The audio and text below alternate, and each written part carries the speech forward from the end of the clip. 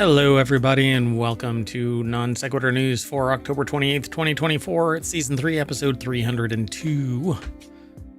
I am Mayor Watt, and along with the Sentient AI from the future, which is that visualizer right there, we're going to be talking about Chalamet, a doppelganger in cuffs, stand on one leg and get younger. Are you serious, Magic Mouse? Yeah, I got static again. Volkswagen shutters 3 factories and more. Chinese hackers breach telecom providers. Crunchyroll responds. TGI Fridays takes a day off. The London Great Cheese robbery and refunds take off for canceled flights. And finally, inaugural whiskey, not ours, somebody else's. That's okay. Everything's powered by ohmTown.com. Go over and become a citizen. Yeah, okay. Anyway, see you on the other side.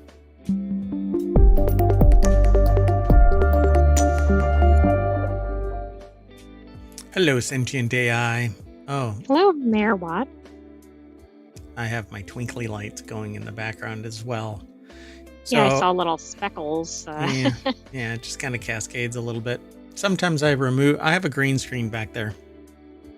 I'd really like an LED wall, like LED TV wall, but I don't have $150,000 laying around to fill a wall that's 10 by 20. That's okay. Builds character. Anyway, welcome to the show, Sentient AI from the future. Thank you, Mayor Watt. Welcome, ohmTown citizens. You're kind of, hold on, let me see. Yeah, I don't know what it is. Let me get a little closer to the mic. Okay, let's get into this. We have 10 articles all set up. We're only a few days away from Halloween, so no, I'm not wearing any mask. A costume. Guess I'm like a... So what's your costume, Mayor? I'm I don't know. I was gonna say cranky mayor on a fictional town, but I'm actually more jokey and kind of snarky about things and not really cranky. But anyway, let's get into the show. Sound good? Sounds good. So Timothy Chalamet crashes the Timothy Chalamet lookalike contest as New York Police Department puts one doppelganger in cuffs. Okay, this is different. Yeah, so the little snippet says a sea of 20-something boys, which that's not, no, 20-something is men, okay? Yeah. A sea of 20-something men with a mix of defined jawbones, hazel eyes, and curly mops of hair congregated at New York City's Washington Square Park on Sunday afternoon to take part in a Timothy Chalamet lookalike contest, or shall we lookalike contest? They should have named it that. Something like that, yeah. But in a surprise twist, around 30 minutes after the contest kicked off, a real-life Chalamet showed up, and Anna Tingley... I hope he competed and didn't win. You don't look enough like him. Yeah, it's like those the people who sign up to enter their book into the book writing contest, and they get critiqued as being not professional enough, and they're Stephen King, for crying out loud. Exactly. So Anna Tingley over at Variety.com, or Variety, I guess, .com, put this article together. And so the real life Chalamet made a surprise appearance in the middle of the crowd, snuck his way through the packed mob, hiding behind a black mask and baseball hat before sneaking up on 2 doppelgangers posing for photos. Once he got into the middle, he took off his mask for the big reveal as shrieks quickly erupted across the park. Okay, how did they know it was the real one, though? I mean, if the contestants were close. Yeah, I guess not all of them look even close to Chalamet. They did not. Chalamet the minimum requirements for entrance. Shall I not? Shall I not? Yeah. Shall we not? So Chalamet pulled up behind one of the more popular lookalikes, 22-year-old Spencer De Lorenzo, who spent much of the afternoon posing for photos. At one point, he was even hoisted on a chair as the crowd cheered him on. So I guess that's the guy. Does he look like Chalamet? I mean, the pictures are horribly low res. Not really, but I mean, he's got the same general features, but I wouldn't think he'd be mistaken for him. Like, he's got curly hair. And I have generally the same features. You're supposed to be a lookalike. Another lookalike, 18-year-old TikToker Kramer Ekholm, was even flown out from Wisconsin by beauty brand, what is it, Mco or Mco? Mco Beauty? Probably Mco. Mco Beauty, to take part in the contest. Ekholm, who has more than 253,000 followers on TikTok, is most well known on the platform because of his resemblance to Shall We Not? All right. So I guess it was a $50 prize. Is that what I read? Hold on. Let me scroll back up. I think so, which is kind of curious why the person flew in, but maybe if they need it for views or whatever. The lookalike contest was promoted the past few weeks through flyers posted across the city, in addition to a public Partiful invitation promising a $50 cash prize for the winner. By Sunday morning, the event had more than 2,500 RSVPs. This is why I say there isn't anybody like there's people out there that look like me, right? There's 2,500 people that look like me, and they know they look like me. Well, what I was going to say was, are there really 2,500 people that look similar to Timothée Chalamet? Maybe there are, but maybe there's 10 people that look like him and, 2,490 who think they do. Yeah, I'm pretty sure that's what it was. I mean, there was like a ton, like this guy doesn't look like Timothée Chalamet. All of these other people, they don't look like Timothée Chalamet, but I'm saying that there's still a lot of people out there that look a lot like Chalamet.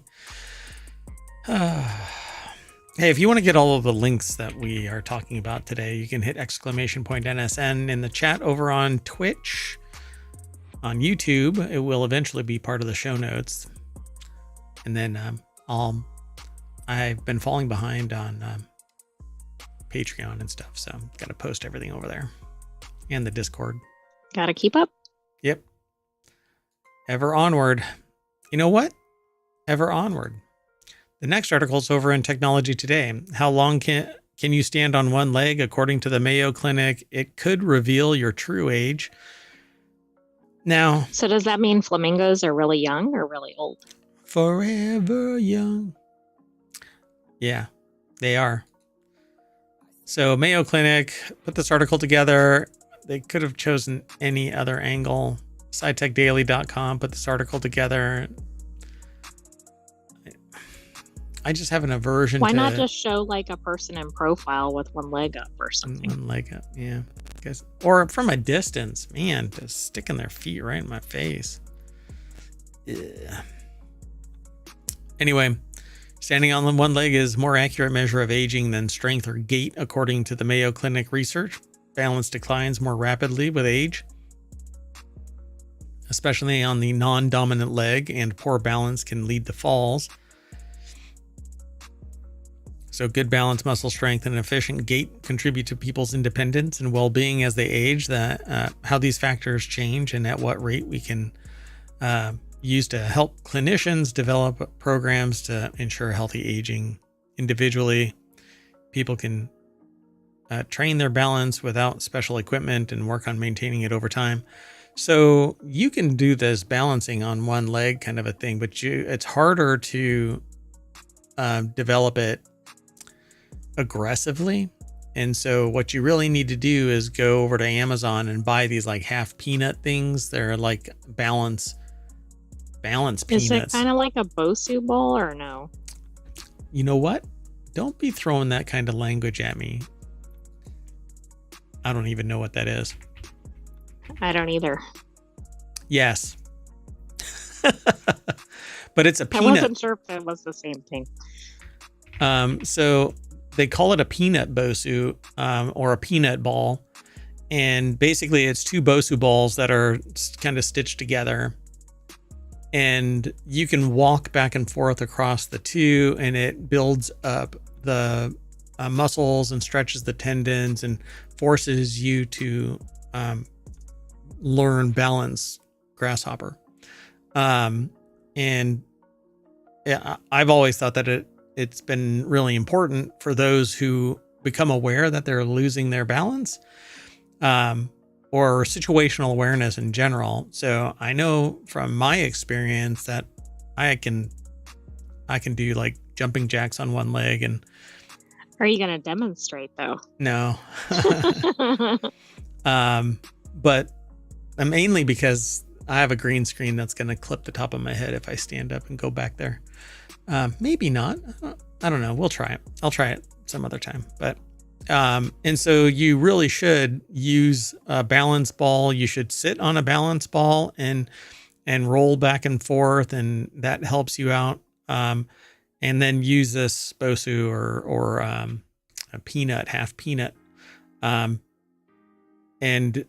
you'll be surprised that you start building up your lower leg strength. The tendons stretch out, you become more flexible, and you become more aware of your balance. And then that'll translate longer term. Walking down a flight of steps shouldn't make you wonder if you're about to fall over. And that's what a lot of people end up going through. So you shouldn't have to reach out for the railing or the wall as you're walking. Not usually, not unless you're more advanced down the path or you've got some other situation going on. So on the balance test, participants stood on force plates to differentiate two different situations: on both feet with eyes open, on both feet with eyes closed, on the non-dominant leg with eyes open, on the dominant leg with eyes open. In the one-legged tests, participants could hold the leg they weren't standing on where they wanted, and the test. I guess that means like a flamingo or with their knee up or whatever. Or do that medicine thing. So standing on one leg, specifically the non-dominant leg, showed the highest rate of decline with age. That's pretty natural too, because it's not dominant, so it's not as built up. Falling tree pose. Yeah. Oh my God. So in other tests, researchers used a custom-made device to measure participants' grip. For the knee strength test, participants were in a seated position and instructed to extend their knees as forcefully as possible. Both the grip and knee tests were on the dominant side. Grip and knee strength showed significant declines by decade, but not as much as balance. And that's because there's more than just the leg involved. The semicircular canals and your vision, your head in general, your overall senses, and again, situational awareness. Yeah, it's quite intriguing though. And now I'm really curious because this came up a week ago in conversation and then showed up. I'm wondering what's going on with not the sentient AI so much as all of the AI around that's feeding. Yeah, this has happened on a couple of topics. And what's interesting is that this article, or the journal article, is from the 23rd. So I believe the other thing was prior to that. Right. Yeah. So this is like a week and a half, 2 weeks old. The article is in the last 24 hours though. So yeah, something creepy is in the neighborhood. Who are you gonna call? Yes, this picture. Let's keep going. So the next article is over in Smack Talk. New USB-C Magic Mouse still has the charging port on the bottom. Are you freaking serious? I wonder why this was submitted. So one of my pet peeves is that the Magic Mouse is stupid. So not so much a pet peeve as an opinion piece. There are a lot of memes on the internet about Apple's and oranges. Apple's Magic Mouse. By the way, they had a big announcement today about the new iMacs, Apple Intelligence. and Apple Intelligence. Yeah. The new iPad mini supports Apple Intelligence, but isn't on Apple Silicon. Not the M line. It's on the A17 Pro, I guess. Anyway, I want one, but I don't want to spend $600. So anybody out there from Apple hear this? You want to send me iPad mini? I have an iPad Pro, but it's really big, and I like to take a little sketchbook with me to breakfast and stuff like that. I can't do that big old beast of a thing. Plop that thing down. It's like a gravity well. Paper. And what the hell is paper? Come on, Waterworld. Anyway, so this Magic Mouse is updated with the USB-C, and the stupid thing has the charging port on its ass. I don't get it. That's even dumber than you would imagine. Yeah, like, okay, maybe if it's back here, that's dumb. Why not put it at the top so it's pointing towards the back of the desk? Anywhere other than toward more of the middle would be better. What the frick? Felipe Esposito put the article together for 9to5mac.com. And I'll just never understand this. But what about the one with the most criticized aspects of the Magic Mouse? Although Apple's marketing images don't show the new mouse from a lot of angles, the 3D file used to preview the new iMac in augmented reality confirms that the Magic Mouse's charging port is still on its bottom.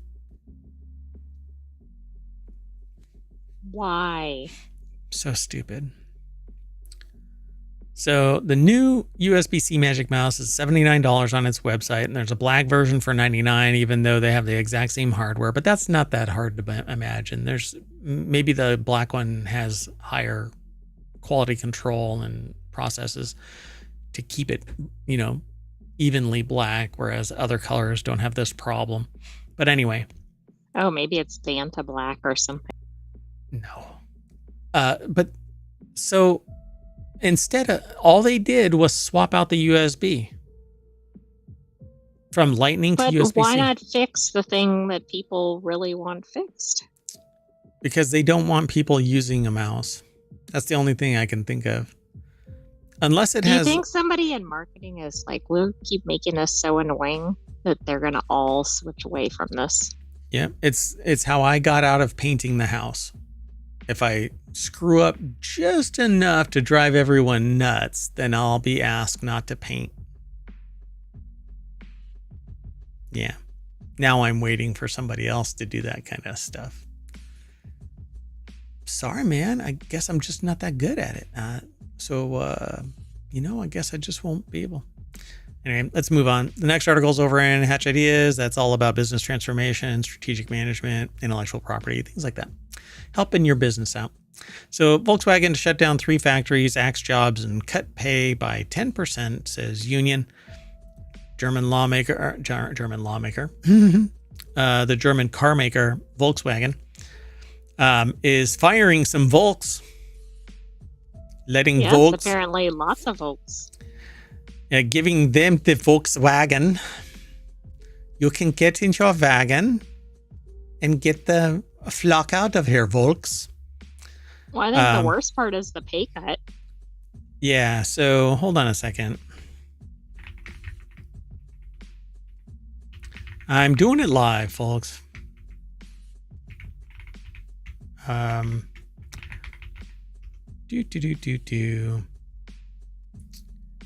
So, yeah, there's too many of them. I'm trying to figure out what merger or acquisition caused this. Oh, they did merge with somebody. Hold on.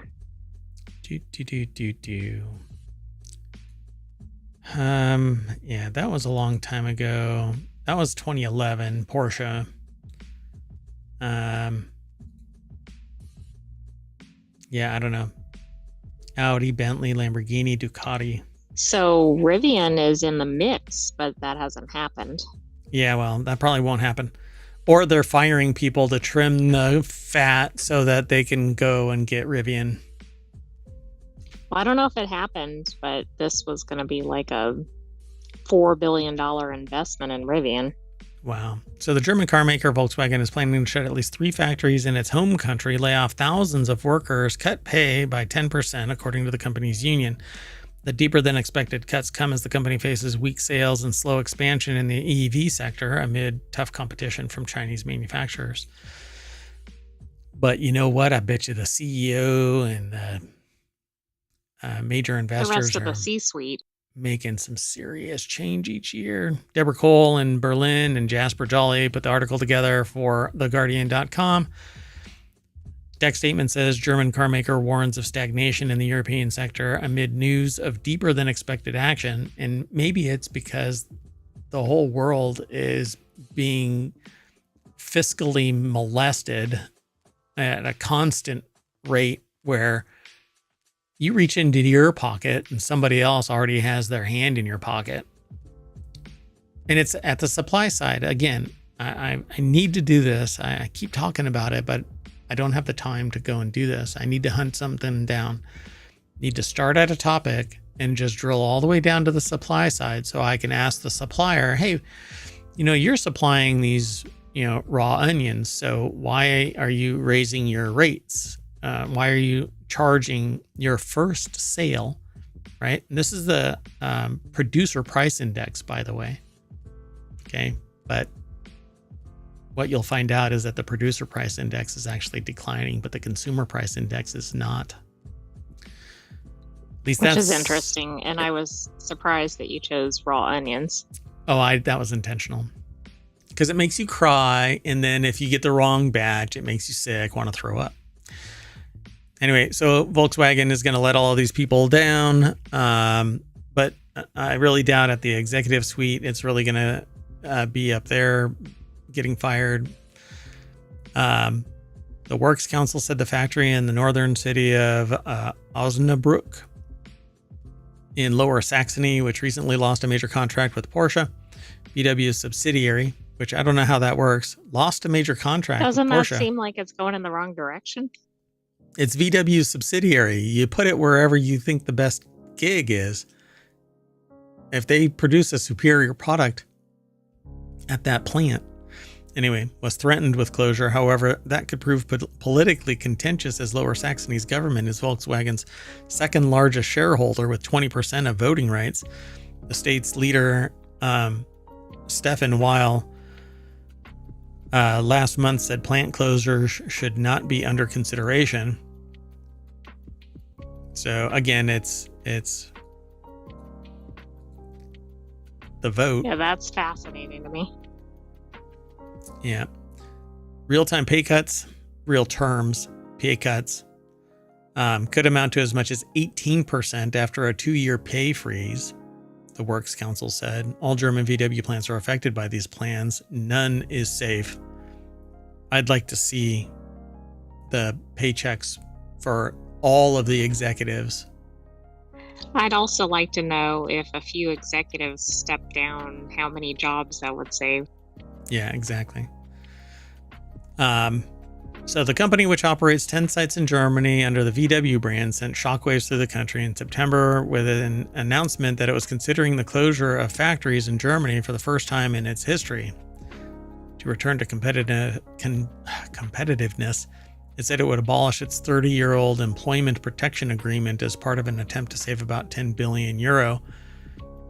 But as the Sentient AI brought to our attention, Rivian apparently was somewhere in the mix of a acquisition. Maybe. But I don't know if it went through, but that was in 2024. Yeah. Maybe it was all talk. It wasn't really happening, but I guess we'll find out, right? Because if it does happen, now you know why people were fired. Well, but even the thought of it could have led to some major decisions with the company. Yep. We will see. Give it another quarter. We'll see. By the end of the year, we'll really know. Actually, that's not how it's going to work. Around March is when we're going to find out that Rivian was acquired. Because they're not going to do it right before Christmas. It's too contentious. But on the other side of the year, they'll have last year done. It's in the can. Now we can move on. We fired all of these people. The memory is starting to dissipate. Oh, what are we talking about? Oh, look, they acquired Rivian. Let's move on. The next article is over in Technology Today. U.S. says that Chinese hackers breached multiple telecom providers. The FBI and the U.S. Cyber Security and Infrastructure Security Agency, CISA. The U.S. Cybersecurity and Infrastructure Security Agency. Anyway, sorry. Are you doing okay? I'm kind of churning. I'm chewing on this name. It's really kludgy. It should just be cyber. Should be U.S. CISA, which is not a great acronym. And it really should just be U.S. Cyber and Infrastructure Security Agency. Anyway, I have disclosed cyber infrastructure and just take out the "and." Oh my God. But then you can't get that cool acronym, CISA. It should be CISA. Oh God, no. Okay, that's why you're not in charge of marketing. So they've disclosed that Chinese hackers breached commercial telecommunication service providers in the United States. Oh dear God. So Bill Toulis over at bleepingcomputer.com put this article together after the FBI identified specific malicious activity targeting the sector. The FBI and Cybersecurity and Infrastructure Security Agency immediately notified affected companies, rendered technical assistance, and rapidly shared information to assist other potential victims. As the investigation is currently underway, not much information is going to be released to the public. Agencies across the U.S. government are collaborating to aggressively mitigate this threat and are coordinating with our industry partners to strengthen cyber defenses across the commercial communication sector. Doesn't that sound like they're actively unplugging things? Like it's going on right now? Yes, that's exactly what it sounds like. Canada was targeted too. So while it's expected, this is major. It seems like U.S. and Canada have been in a lot of these recently together. Well, it's a concerted effort between China and Russia and other sympathetic actors to those two causes to kind of crush the United States technologically and systems-wise and logistically. And then you have insider threats at the highest of levels. I mean, it's just kind of surreal. What a world. Anyway. Still, its statement aims to remind important organizations in the country to implement strict security measures, including multi-factor authentication protection, logging, traffic monitoring, anti-phishing training. We don't even know what it was, but I'm willing to bet insider threat that broke off into an external sustained presence within the telecommunications network. Do you think it was I know it's the wrong country. Do you think it was the spy from Fisker? Yes. Not necessarily the wrong. They're sympathetic to Russia. I know, but it was a North Korean spy. Right. Let's keep going. The next article is over in Mobile. Crunchyroll responds to voice actors' fan mail theft accusations. Fairy Tail and Vinland Saga's David Wald has come forward on social media accusing the anime company of opening and keeping his private fan mail. Isaiah Colbert, which may or may not have a relationship to Stephen Colbert. Quite possible, but I assume that's kind of a common last name. I suppose. I'm going to substitute my reality. So Gizmodo.com is the source of this article, although they may have gotten it from somewhere else. It looks like a veteran voice actor came forward on social media claiming anime juggernaut Crunchyroll allegedly opened his private mail, threw away his letters, and distributed fan-made trinkets and other material, not necessarily fan-made, but anything, amongst its staff for the last 5 years. This is ridiculous that it's coming out now, but it's ridiculous that it happened. So They posted that they learned yesterday, Friday actually, that Crunchyroll opened his private mail, threw away your letters, passed out any included items to their staff, and never told him that he had received anything. As of the time of the writing, which is in the last 24 hours, Wald's post had over 110,000 likes, 13,000 retweets. I don't know if that is a lot or a little or whatever. While Wald states some of the stolen items were returned to him, he said that they were found on the company giveaway table. He went on to add that he believes that Crunchyroll employees aren't to blame for the situation because they just walked by the table and thought something looked cool. Yeah, I don't fault an employee if something is held out as being given away and they pick it up. Right. But somebody actually opened all of this guy's letters, packages, whatever, got rid of maybe heartfelt letters, and then distributed the goods inside it. So they also say in this article that it should be noted that the company was accused of union busting back in 2022 when fellow voice actor Kyle McCarley announced he wouldn't reprise his roles as Shigeo Kageyama in Mob Psycho 100 Season 3 after Crunchyroll refused to negotiate a Screen Actors Guild American Federation of Television and Radio Artists union contract with him and the cast. But they have an example of some of the stuff that was sent to him and distributed, apparently, only to be recovered. Go ahead. I was certainly thinking of it from the perspective of the recipient, right? They're receiving items, or they're not receiving items. But the article also pointed out, like, if people had said personal things in their letters to the actor, like, that's a whole nother layer. I mean, that could be multiple people affected. Yeah. And Wald says that he believes that it's classified as mail theft. In terms of legalese of the situation in this letter, and in this article, I mean, over on Gizmodo, they write, those found guilty of mail theft could face the possibility of $250,000 fine or imprisonment up to 5 years, according to 18 USC 1708. So is it or is it not mail theft? It's sent to a person, care of the organization. Does the organization have the right to open up letters, packages mailed to a person, not to the organization and or to whom it may concern? It's named to a person. I mean, to me, I don't believe they do. But what is interesting is I think corporations routinely do this, right? Like if you have executives or something, is the executive really opening their own mail? Probably not, right? They have an assistant or something. Now, maybe they authorize them and maybe that's the difference. But my point is, I think this happens a lot in companies, not what's alleged here, of course.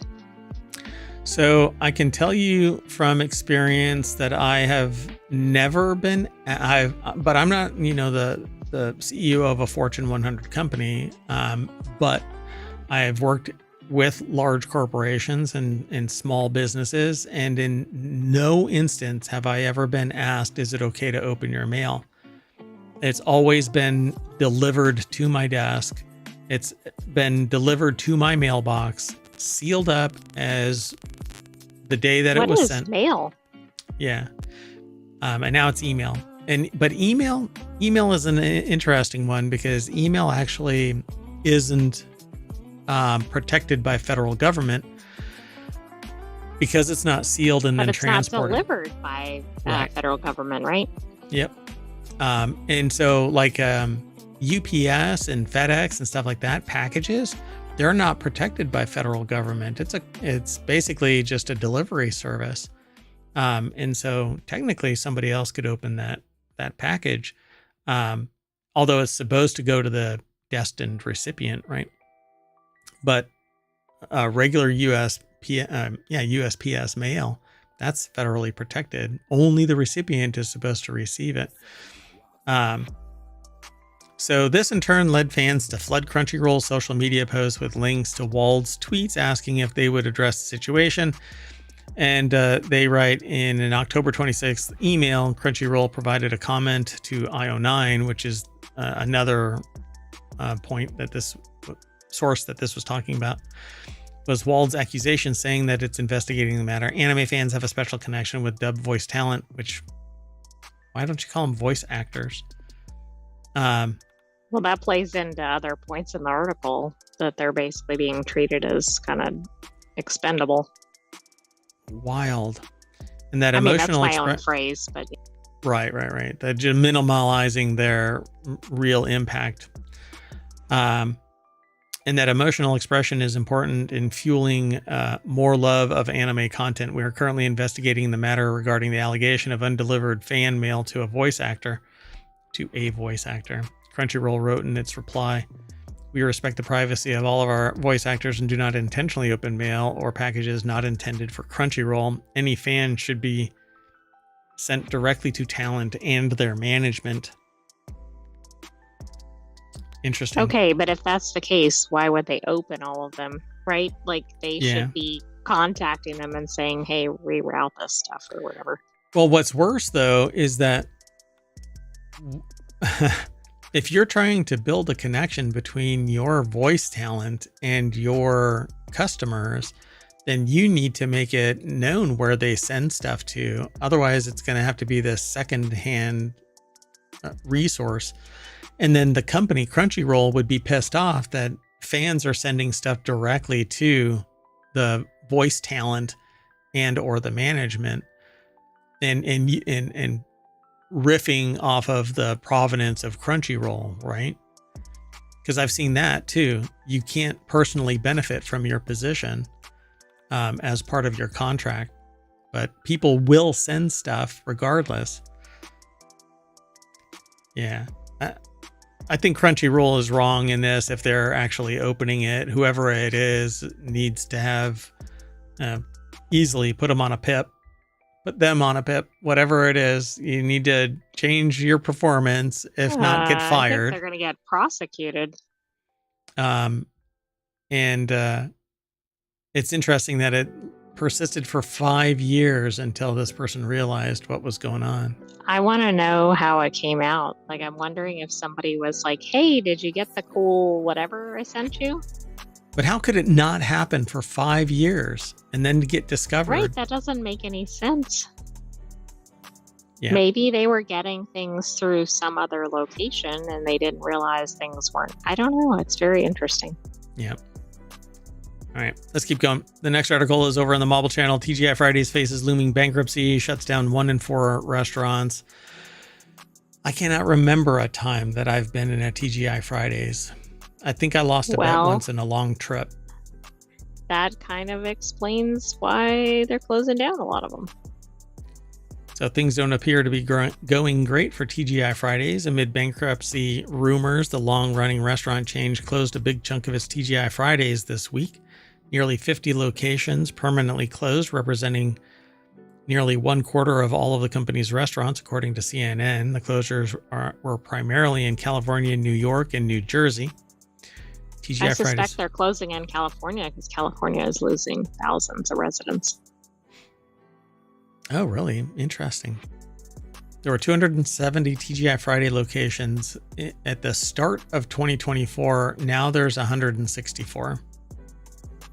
Whoa. So if you're working at TGI Fridays, you might want to have a backup plan in the next several months.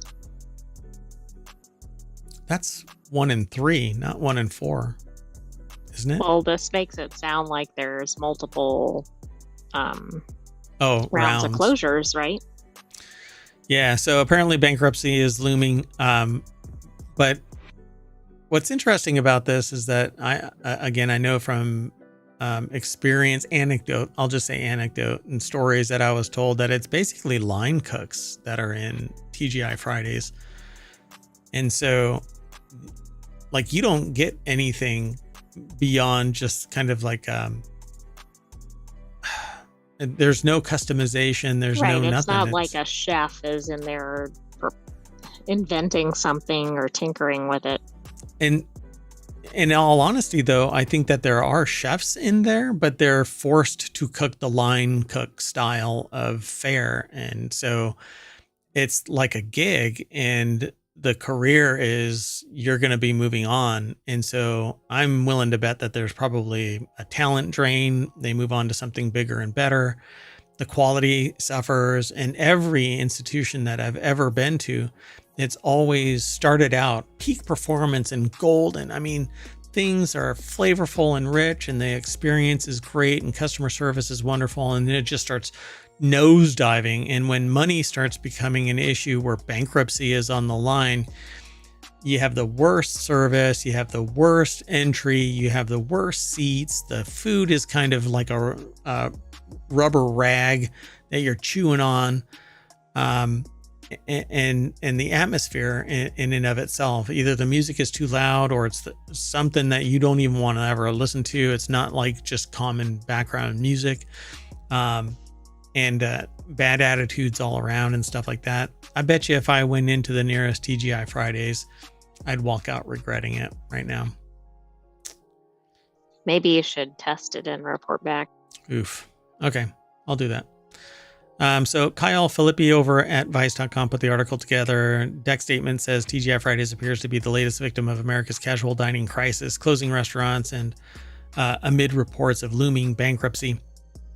You know, I actually thought casual dining was doing kind of okay because I thought the price of fast food was going up so high that something in this sector might actually do better. Yeah, people were going to sit down instead of fast food, and it is wildly expensive in fast food still. But I think that when you have this massive profit motive and you always have to demand higher and higher growth, and there's still a massive loan balance outstanding that they have to pay back, any decline is a double dip. So it hurts the ability to repay the loan and investors, and it hurts the day-to-day operations because they have to pay the loan. They have to pay investors. Otherwise, everything collapses around them. And I don't know. I think maybe TGI Fridays is public. Private. So it's part of a conglomerate. So it just had a failed merger with a UK business, like in September. Interesting. Yeah, somebody looked at the books and said, sorry. Yeah. But that probably further accelerated some of this, right? Like it's like a spiral.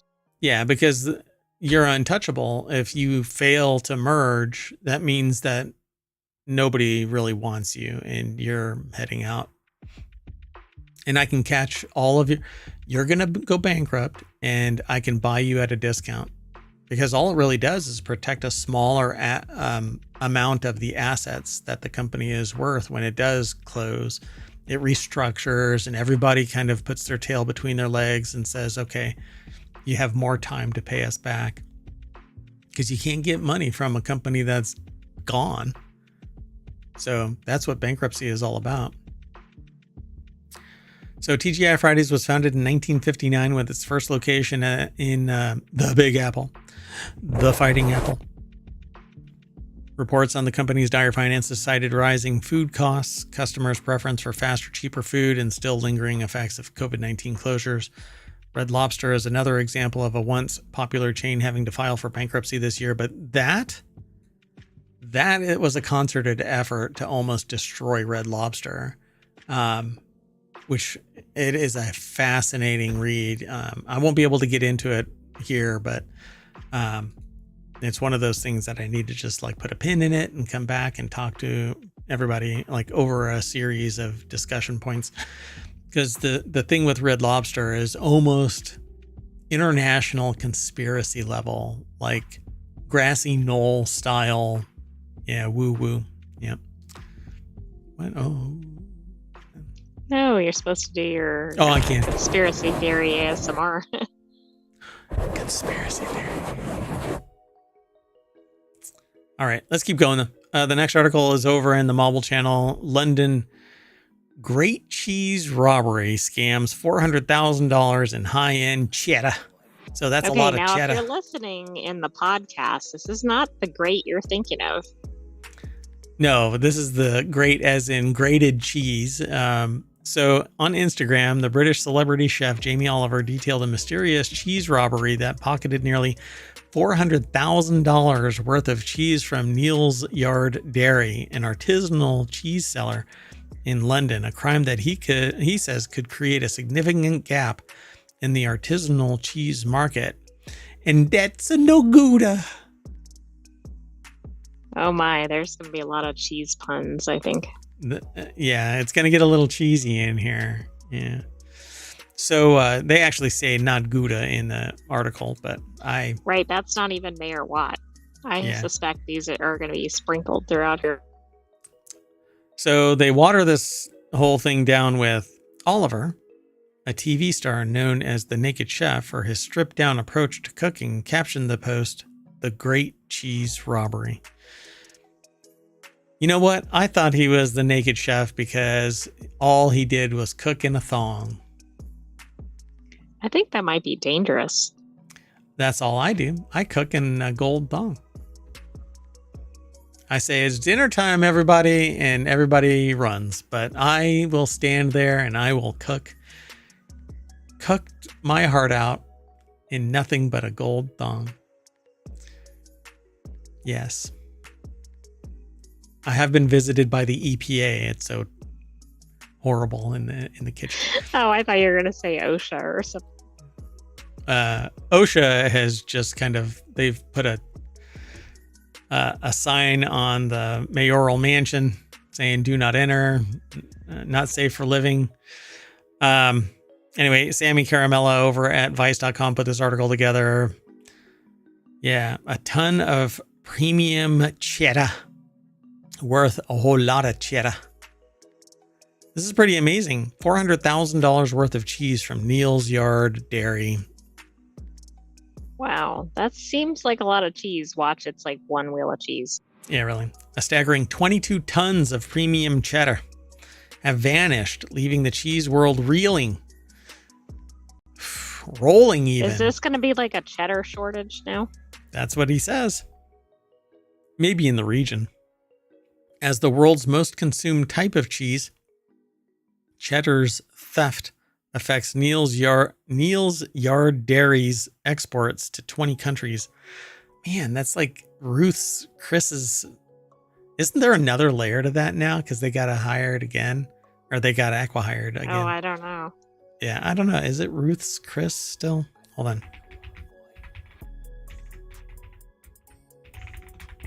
Sorry, the silence is... Yeah, it's still Ruth's Chris Steakhouse. All right, whatever. Yeah. Well, it's a ton of cheese.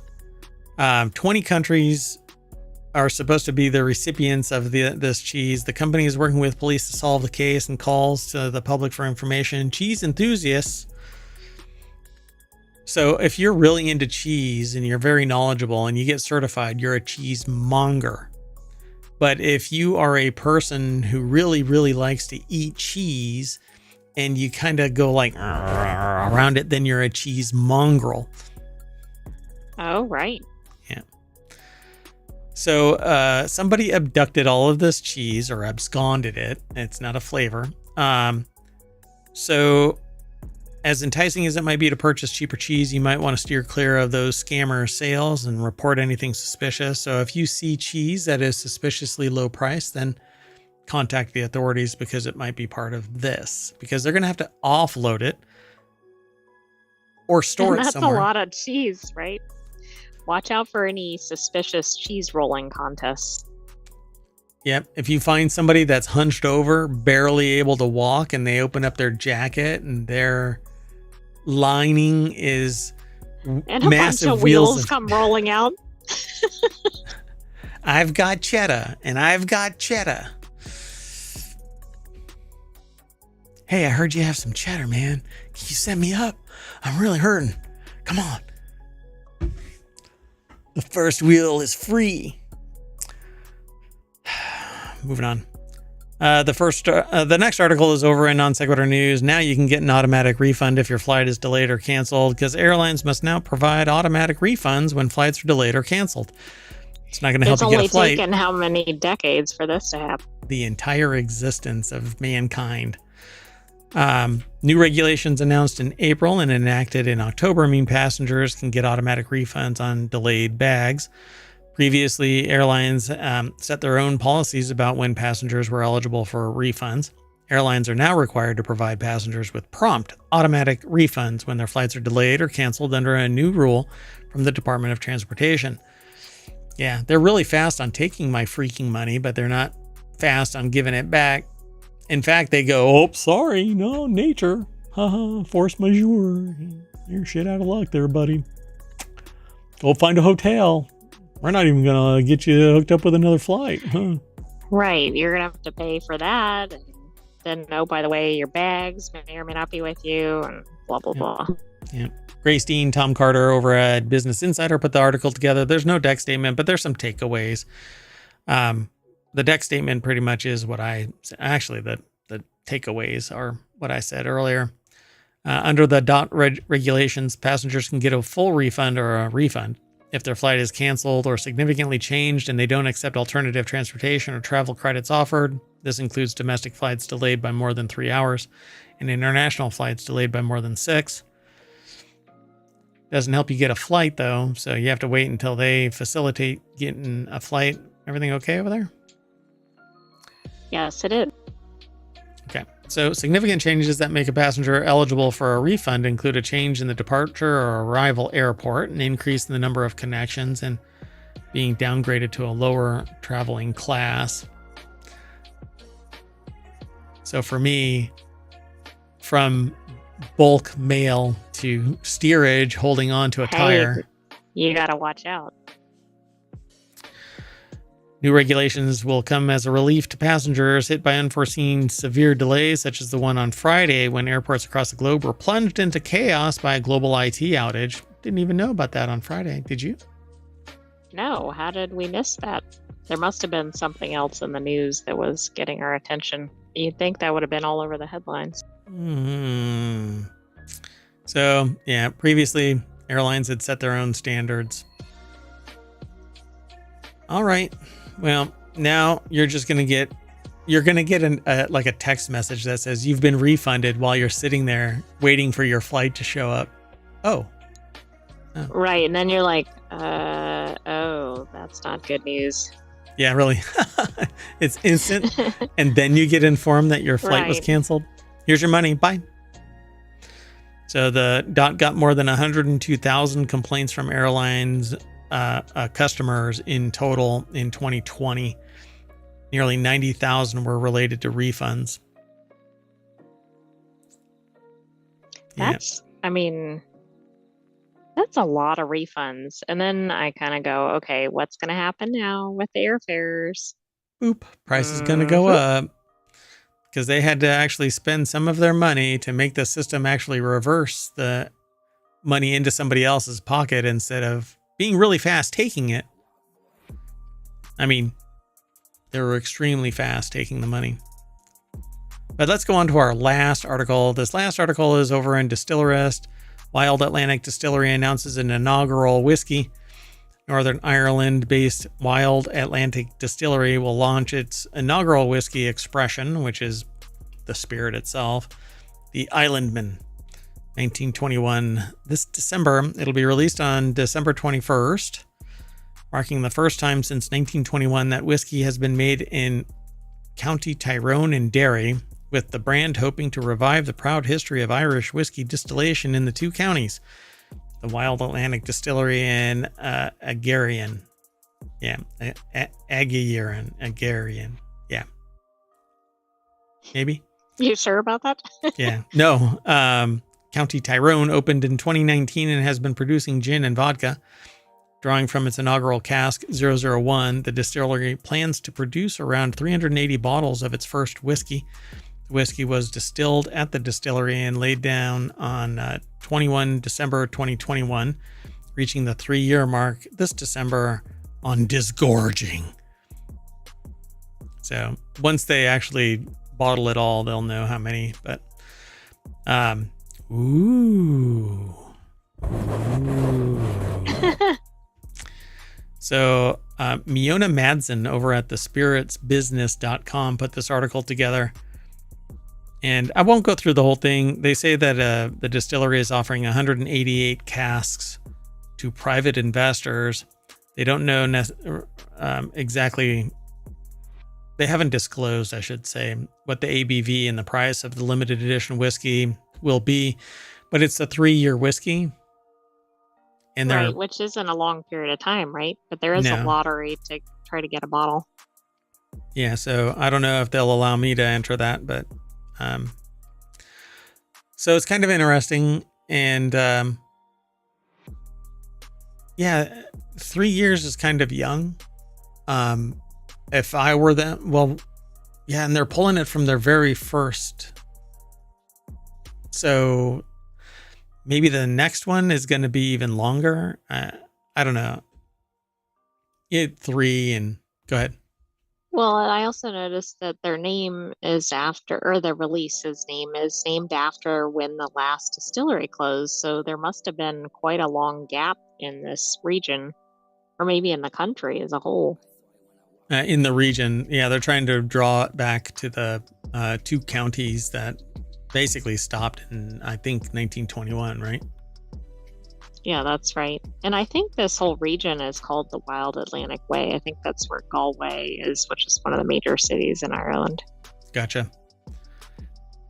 Yep. I guess it's time to go to Ireland and go on a distillery crawl. So I may never return. Right. You may be crawling. Yes, from distillery to distillery. I don't know. Maybe it's not that long of a distance from one distillery to another. It depends. Are they in different regions and cities, or are they right down the street? Yeah, they're all over. Yeah. All right, folks. Well, I'm going to... I was going to make a bung joke because of the cask, but we're just going to throw one back. And when our eyes settle on the horizon once more, we'll be back at the front page of ohmTown.com. And Mayor Watt, that's me. He's going to say, see you later. And the Sentient AI is going to do the same. See you later. Good night, ohmTown citizens. Thanks for joining us for Non Sequitur News. We'll have another episode tomorrow. Same bat times. Oh, I can't say that. Doggone it. Same ohm time, same ohm place.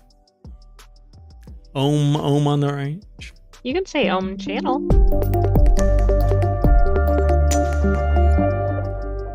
Ohm on the range.